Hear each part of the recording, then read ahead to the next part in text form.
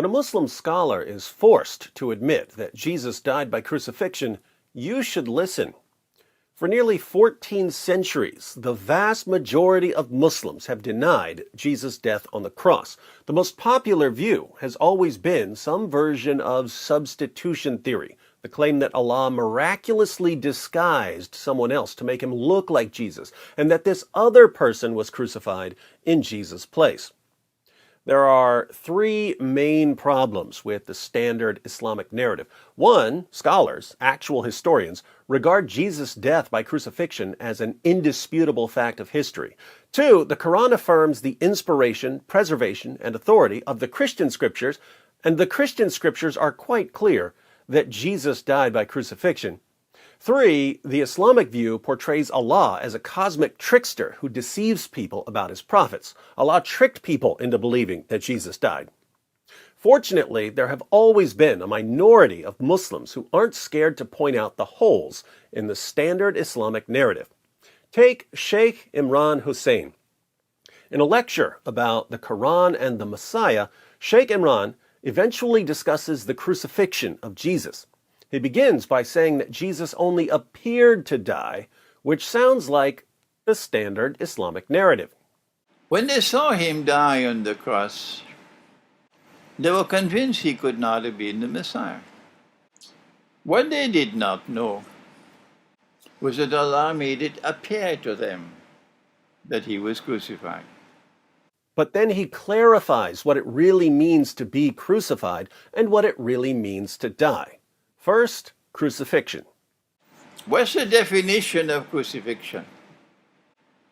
It is that you should die by hanging on the cross. So crucifixion isn't simply nailing someone to a cross, it's the person dying by nailing him to a cross. But what does it mean to die? What is the definition of death?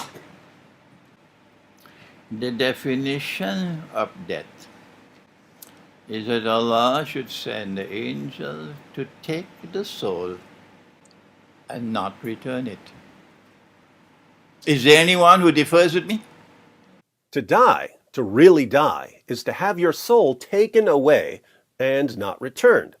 This is important for what he's about to say, so he repeats it. The definition of death is that Allah should take the soul and not return it. Can Allah take the soul and return it? Tell the schoolboy, go back and study the Quran. So, what does the Quran mean in Surah 4, verse 157, when it says that Allah made it appear as if Jesus died? Get ready for an epic rant. So then what did Allah do to make it appear that he died? Let me warn you. And my language is sometimes very harsh because that's the only language some people can understand. Some people can only understand harsh language. Got it, Sheikh. Thanks for the cosign on the unstoppable fire hose of sarcasm and mockery that is D. Wood. Don't come with this nonsense, because it is not only pathetic nonsense, it is absolutely sinful to say that Allah, wa na'udhu billah min hadha, Allah calls someone else to take the appearance of Nabi Isa alayhi salam, and that innocent man, innocent because he never claimed to be the Messiah, he was crucified. So, the standard Islamic narrative.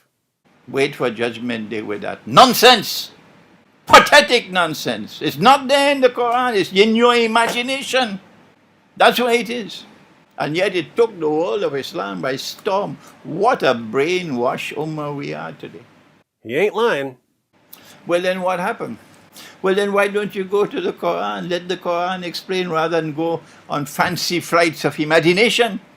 You're going to tell Allah on Judgment Day, you caused that man to assume the appearance of someone?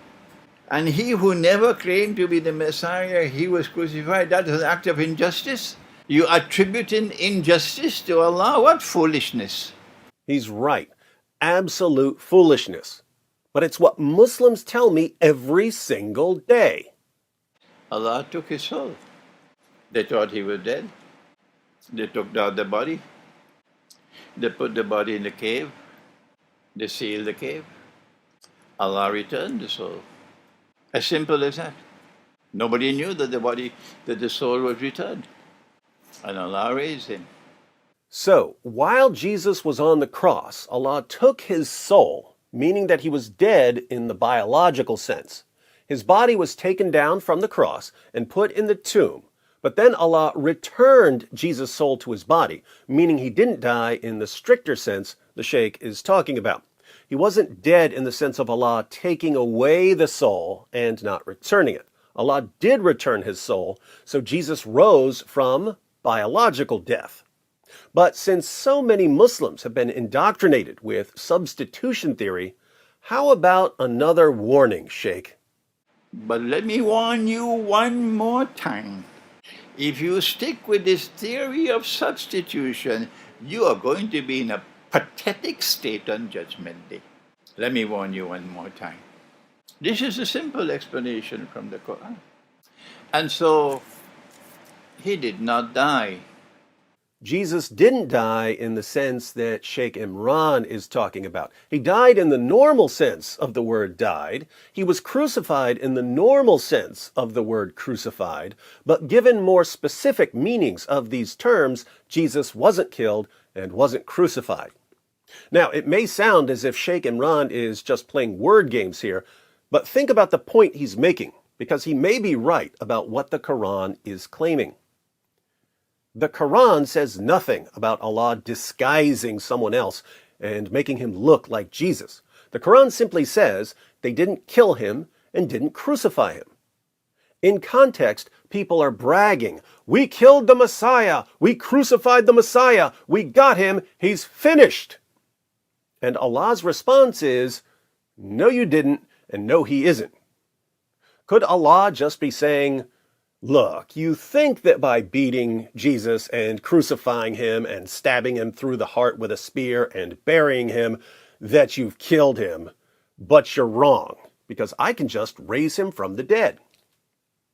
Couldn't Allah simply be telling people that the enemies of Jesus didn't accomplish what they were trying to accomplish? I think this view, Sheikh Imran's view, is massively superior to the standard Islamic narrative, which rejects all of history, rejects multiple sources that Muhammad and Allah confirmed, and portrays Allah as a cosmic trickster who deceives people for no reason. But this leads to an important question, a question for Muslims. My Muslim friends, if you've been wrong about Jesus' death and resurrection for nearly 14 centuries, what else are you wrong about?